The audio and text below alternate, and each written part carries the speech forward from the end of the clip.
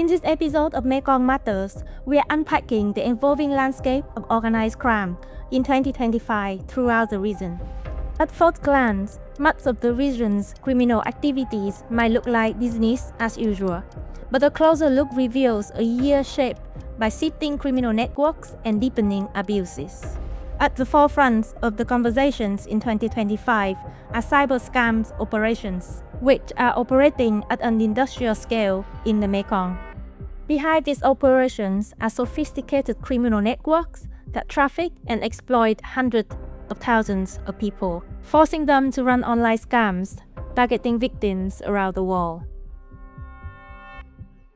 Conditions in the epicenter countries of Southeast Asia's scandemic, Cambodia, Laos, and Myanmar, they remain highly conducive to this form of criminal activity.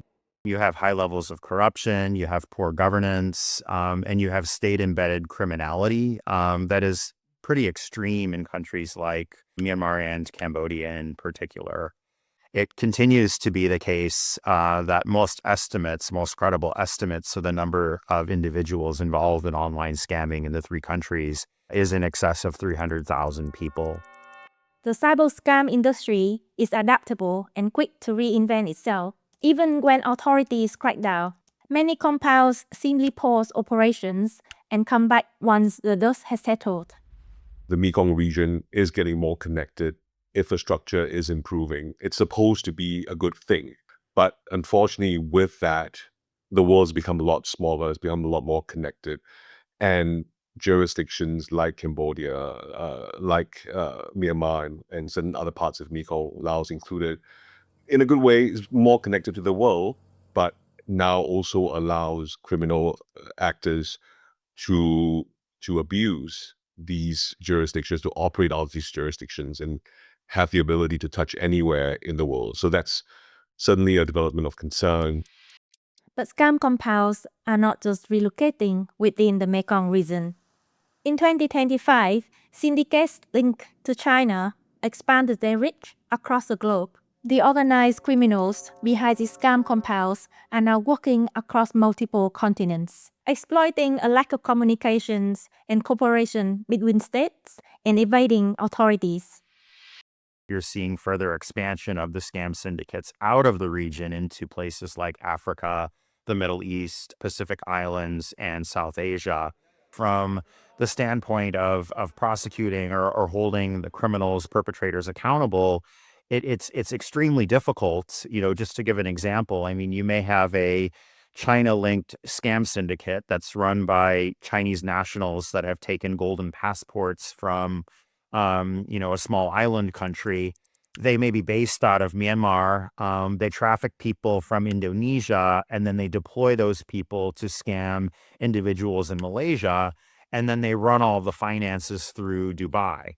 So if you're a prosecutor dealing with this mess and you have a victim in Malaysia who's been victimized by a wide range of nationals with the funds being brought through even yet another jurisdiction, this is something of a nightmare. Sorting all of this out and figuring out how you're going to hold these individuals accountable.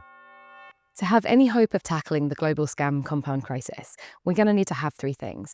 We're going to have real collaboration between different governments and also different actors, law enforcement, and the private sector. We're also going to have better data sharing and to try and understand this problem from all different angles. And finally, we're going to need real accountability.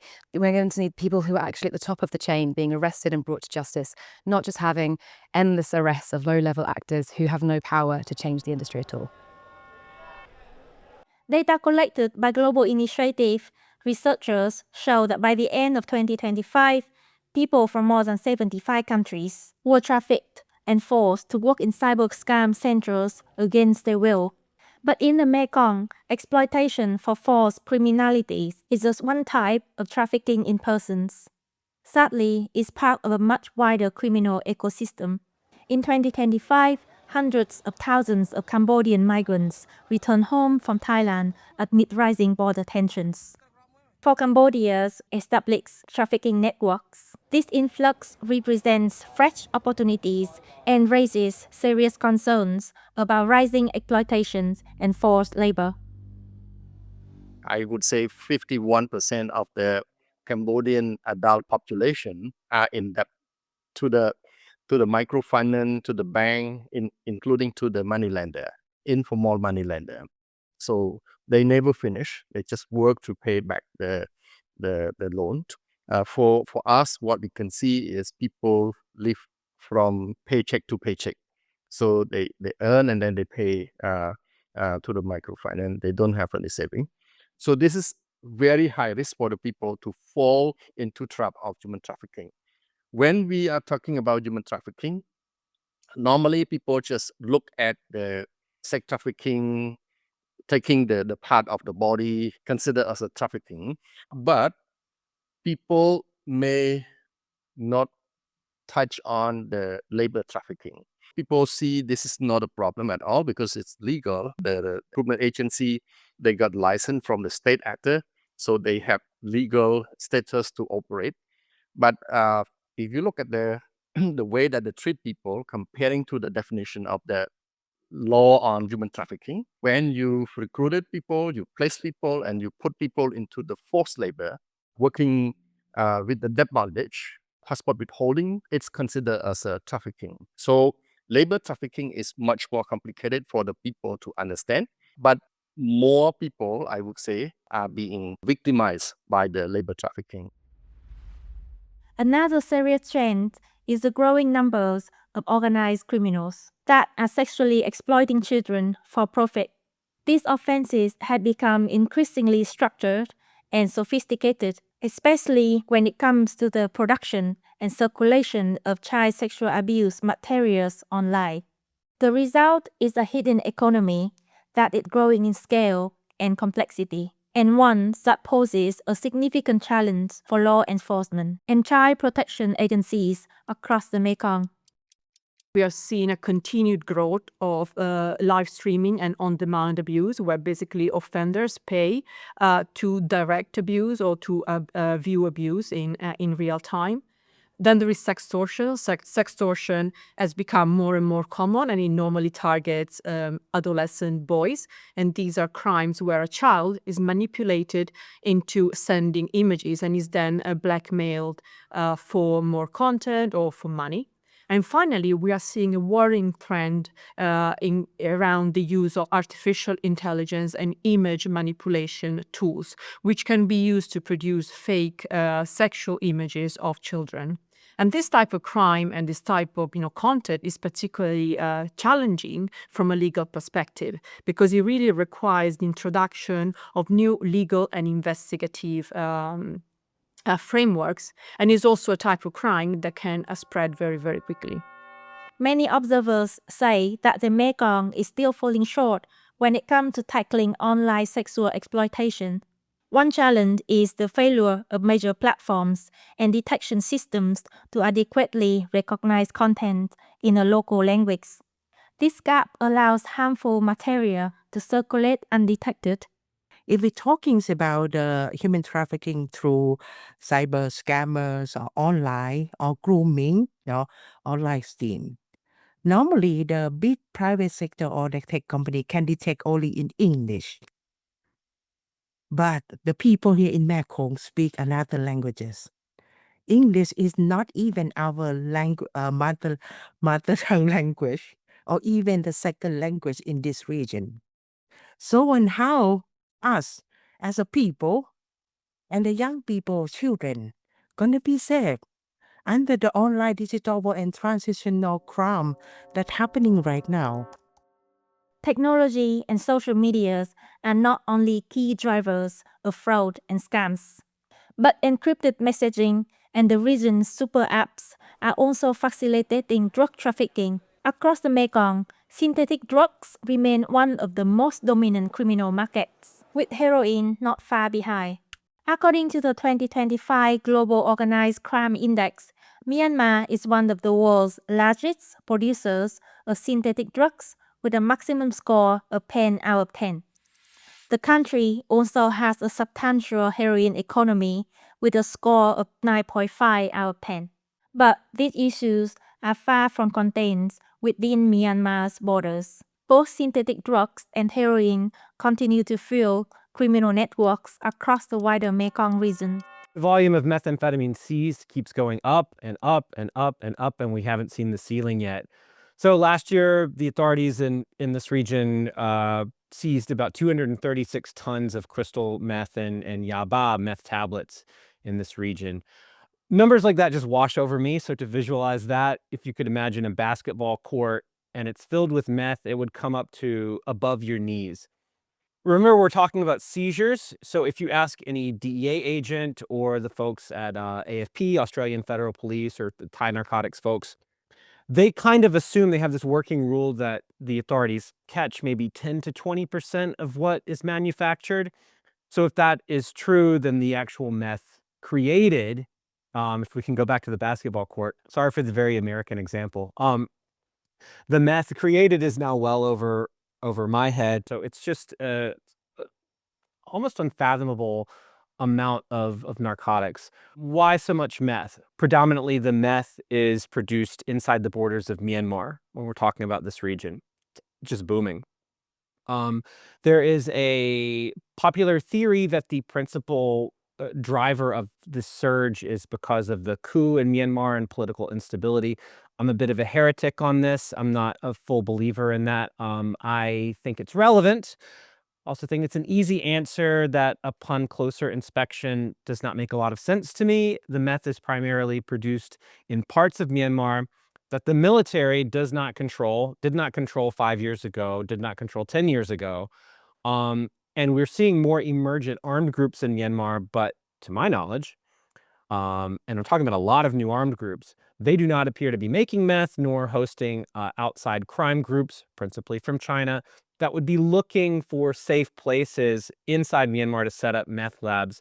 In fact, their control of their respective areas just isn't it isn't secure enough to attract an organized crime group. They're better places to make a meth lab that wouldn't be disturbed. So the primary driver, as always, I think is a bit simpler. People like methamphetamine. The meth makers, I don't think, have reached the saturation point that the market can bear yet. I think they must be getting close. So they will continue to produce more methamphetamine. Organized criminal activity is driven primarily by one motive, profit. And organized crime in the Mekong especially is extremely lucrative. But profit is only part of the story. The money made by these networks still needs to be laundered to appear clean before it can be spent or invested. This can involve shell companies and cross-border transactions, making it difficult to trace the origins of the funds. Money laundering and financial crimes very, very rarely are isolated in one jurisdiction.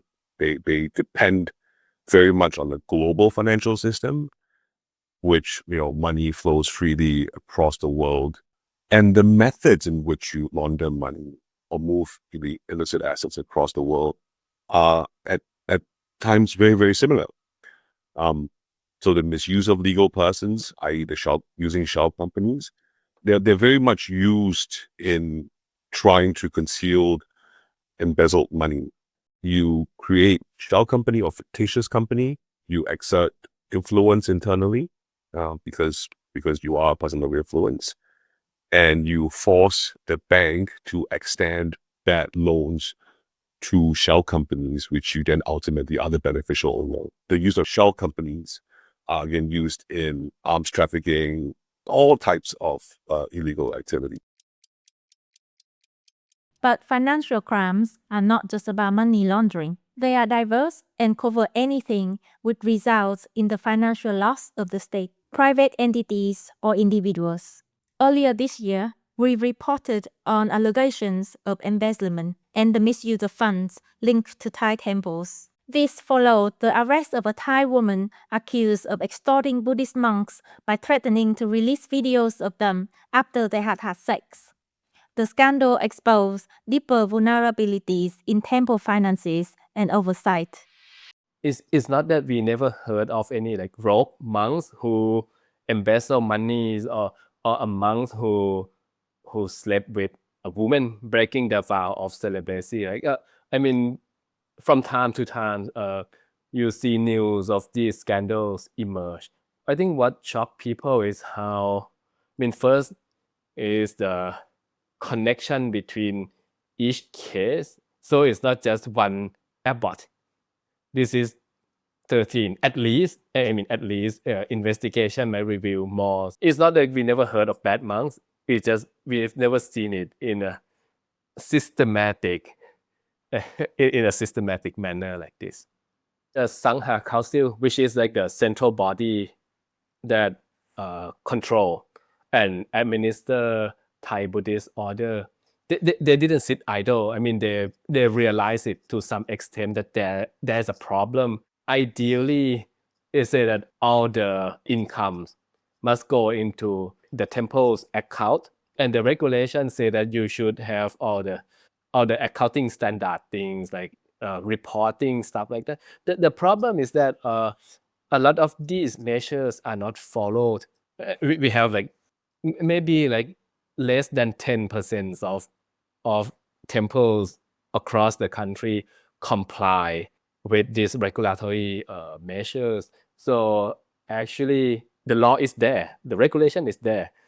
Enforcement of it, there's the key question. As organized crime continues to evolve, responses need to keep up pace.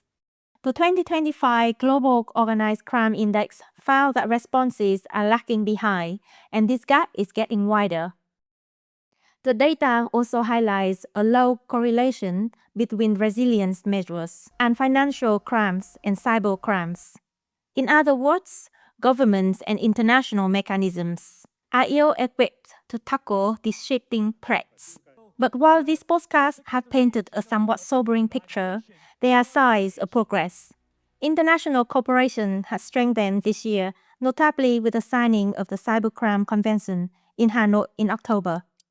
Countries will have to wait until 40 states have signed up and actually ratified the convention, so go beyond signature to ratification, until this convention will enter into force. That could take a number of years, and then there's work to do for the UN Office on Drugs and Crime and for governments themselves in order to put the convention into implementation. Given the current liquidity crisis facing the UN and funding constraints into the future, there could be challenges along the way as well. And as we know, the evolution of scam centers happened very quickly and could do so. They could expand and diversify even more. So I think governments will have to not wait for the implementation of this convention in order to respond. They have to use existing tools. However, one very positive development is the specific focus on responding to child sexual abuse imagery, also a major concern for the Mekong region. And this was reflected in a lot of the events and engagements that took place around the signing ceremony in Hanoi. And I think there's a real concern and a real potential for this convention to be able to respond to those crimes in the region. These are some of the reflections from our perspective in 2025. For more insights into organized crime across the Mekong, stay tuned for our monthly Mekong Matters podcast. Make sure to subscribe so you don't miss an episode.